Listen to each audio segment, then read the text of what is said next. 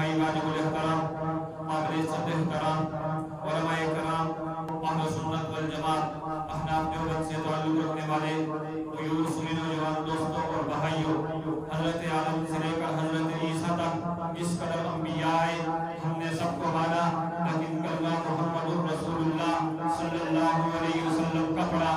یہود نے کہا، نصارہ نے کہا، قرآن موجود تھی تم عمل کیوں نہیں کرتے؟ انجیل موجود تھی تم عمل کیوں نہیں کرتے؟ ہم نے یہود و نصارہ کو فقط ایک ہی جواب دیا، ہم نے کہا آخری نبی کی آخری امت ہے، ہمارے نبی آخری نبی ہے، حضرت عیسیٰ نبی ہے ہم نے مانا، حضرت موسیٰ نبی ہے ہم نے مانا، لیکن ہم آخری نبی کی آخری امت ہے۔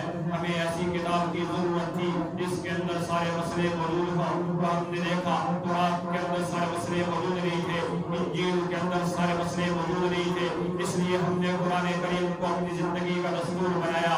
یہود و نصارہ نے کہا تم نے قرآن اور انجیل پر اس وجہ سے عمل نہیں کیا، اس کے اندر سارے مسئلے موجود نہیں ہیں، اور ہم آپ کو دکھاتے ہیں آپ کے قرآن کے اندر کتنے مسئلے موجود نہیں ہیں۔ میں نے کہا وہ کون سا مسئلہ جو اس قرآن کریم کے اندر موجود نہیں ہے؟ یہود و نصارہ نے کہا میں آپ کو دکھاتا ہوں، انٹرنیٹ میڈیا کا دور ہے، لڑکا سرگودا پاکستان کے اندر بیٹھے ہو، لڑکی ترکی کے اندر بیٹھی ہو، یہ آپس میں فون پر نکاح کرنا چاہیے، نکاح ہو جائے گا، یہ نہیں ہوگا، مسئلہ مجھے قرآن سے دکھا دے۔ بھائی ایک آدمی کا دوسرے آدمی کو خون دینا یعنی انتقال خون جائز ہے یا ناجائز؟ مسئلہ مجھے قرآن سے دکھا دے۔ میرے یہود و نصارہ سے کہا توجہ رکھنا، میرے یہود و نصارہ سے کہا قرآن اور باقی کتابوں کے درمیان کوئی فرق ہے، وہ فرق یہ ہے قرآن کا متن موجود ہے، قرآن کی شرح موجود نہیں ہے، انجیل کا متن موجود ہے، انجیل کی شرح موجود نہیں ہے، لیکن قرآن کریم کا متن بھی موجود ہے، قرآن کریم کی شرح احادیث پیغمبر بھی موجود ہے۔ کوئی مسئلہ میں تجھے قرآن کریم کے متن سے دکھا دوں گا، کوئی مسئلہ قرآن کی شرح احادیث پیغمبر سے دکھا دوں گا،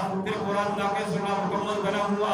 لیکن یہود و نصارہ نے کہا ہم آپ کو اتنے کئی سارے مسئلے بتا سکتے ہیں جو قرآن اور اس کی شرح احادیث پیغمبر کے اندر موجود نہیں ہے، پھر تم قرآن کو لا کے سننا مکمل کہہ دو۔ میں نے کہا نانا توجہ رکھنا، قرآن نے ہمیں دو چیزیں دی ہیں، نمبر ایک قرآن نے ہمیں اصول دیے ہیں، نمبر ایک قرآن نے ہمیں فروع دیے ہیں، نمبر ایک قرآن نے ہمیں کلیات دی ہیں، نمبر دو قرآن نے ہمیں جزئیات دیے ہیں، اور جو قرآن نے چیزیں دی وہ یہ حدیث پیغمبر نے دی۔ پیغمبر نے بھی ہمیں ایک اصول دیا ہے، پیغمبر نے بھی ہمیں فروع دیے ہیں، پیغمبر نے بھی ہمیں کلیات دی ہیں، پیغمبر نے بھی جزئیات دی ہیں۔ میں نے کہا تم کون سا مسئلہ پوچھنا چاہو گے؟ جو مسئلہ پوچھو گے میں تجھے قرآن کریم اس کی شرح حدیث پیغمبر سے دکھا دوں گا۔